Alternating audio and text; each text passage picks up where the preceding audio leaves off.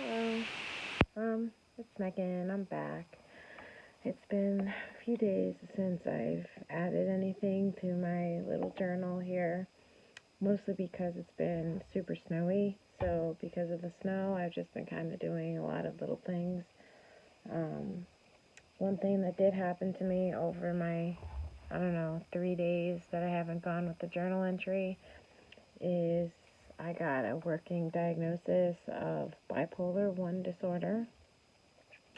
And for me, it makes a lot of sense to have something like that because so much of what's been going on inside my head, I'm still trying to figure out which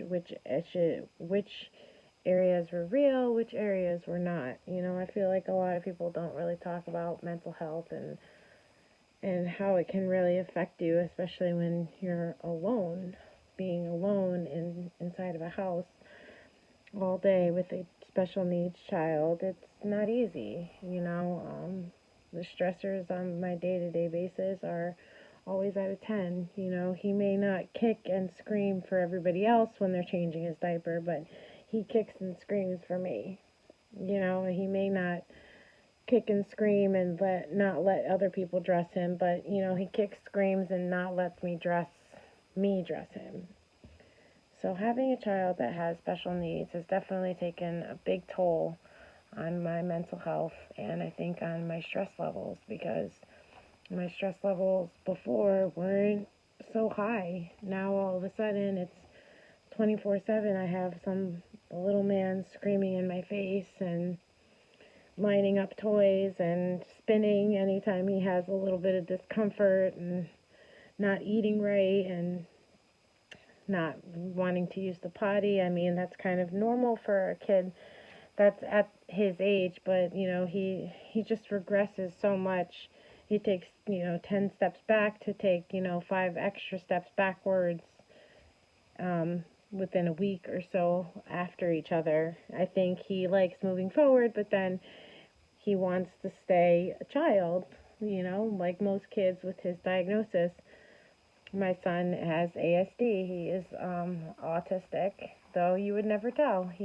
I call him beautifully autistic because he loves to talk, he loves to communicate, he loves to play, he loves to be with you, he wants to be your friend. That's kind of who he is. He's not the kind of kid that wants to shy away, although when you first meet him, he is a little shy, but I feel like that's all kids. All kids are a little shy at first. Anyways, so I'm a first-time mom. He's my only child, and to have an only child with a kid that has such a crazy diagnosis, and then having a diagnosis myself of not being completely mentally, I wouldn't say I'm not mentally competent because I don't want to get my kid taken away from me. I think that's part of the reason why I almost lost my mind because I had this sense that people were looking at me differently, and um, it was because I was acting differently that they were looking at me differently. But in my head, they were looking at me differently because they wanted to steal my kid. So that's what set me off. The confusion began, and I had probably the craziest rant anybody has ever seen in this town ever. And I feel bad. I feel bad that I went through it, and I feel bad that I scared a lot of people. But I think coming to grips with what's real and what's not is going to be the hardest part about figuring out what my diagnosis really means. Being bipolar to me was always something that my my own family has had running in it, but has always been fought. The diagnosis has always been fought. The person that I'm thinking of has always said, "That's not me. They're not going to put a label on me." But when you hear things that are just not there, which I do, the label is appropriate. But because for so long I was taught, fight it, that's not us. My first instinct is to fight any kind of diagnosis the doctor would want to slap on me, even a person in general, because that's not me. That's what I was always taught. You fight it because that's not us. But It is me, because there's many, many times where I've attributed hearing things potentially to drug usage. I am a recovering addict. I used to use opiates and other street substances that I prefer not to talk about. But I always said that when I was high, it was never like I was alone. It was like I was with my best friend, and we never left. And I think a lot of that came from because, even if it was dead silent in my whole neighborhood, it wasn't dead silent to me. I could still hear things. It almost sounded like talk radio. It's funny because you think of the movie like A Beautiful Mind. I think that's what it was, where the guy who becomes a teacher, and he sees things that aren't, or hears things that he has whole episodes that aren't real, that put him in a place of of high importance, but it wasn't real. You watch those kinds of movies and you think to yourself, like, that's insane. Who could ever think something like that? But when you live it for yourself, when you actually hear fights that aren't really happening, when you hear people in your home that aren't really there, it's not so black and white anymore. It's not something you actually even find remotely interesting to watch on television, because it's like, oh my God, I've felt that before, and I understand the confusion.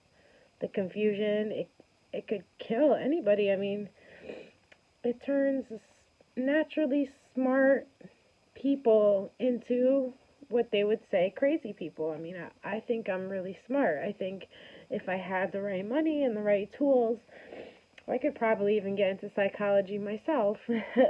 However, not because I'm lazy, but because I have these delusions, it holds me back. And I'm home, and I'm trying to do things my way, but I don't even know what my way is. One day I love something, the next day I don't. One day I want to do a 30-day journal, the next day I don't. So having a working diagnosis of anything, it's going to be a struggle. And I'm looking forward to figuring out how to make it work better for me. I wanted to make sure that I added in the fact that I am a single parent and I'm dealing with a kid that has special needs, and now I realize I'm special needs myself. It's going to be a struggle, and it's going to be hard doing it alone. That's why I want to document everything that I'm going through. That's why I like doing these journal entries and just talking, because I don't feel like I'm alone. And the only other time I felt that way was when I was doing drugs. And when I would do a drug, all of a sudden I wasn't alone. I was with my best friend. And it's almost like the drug took on an entity all itself. It makes me question, like, what if I even have to go further, like multiple personalities? And well, everybody has a little bit of multiple personalities, I would think. I am a hardcore Gemini. I know that I have two sides. But there are other sides of me that, I don't know, I feel like when they take the light, I feel a bit lost. And there is that one personality that just gets lost. And she's never around for long, but when she is long, it's like a trail of confusion. I don't even have a name for her, to be either honest. The only entity I've ever named is the one, my party one, and her name is Rachel. She's a crazy girl. That's not my actual name, but that's my second nature name.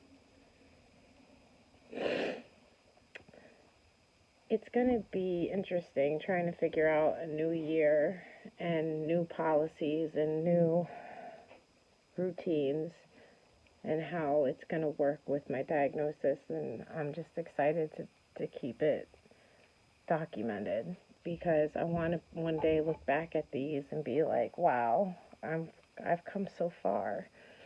I never want to look back at these and be like, wow, I wish I haven't gone anywhere. I wish I gone further.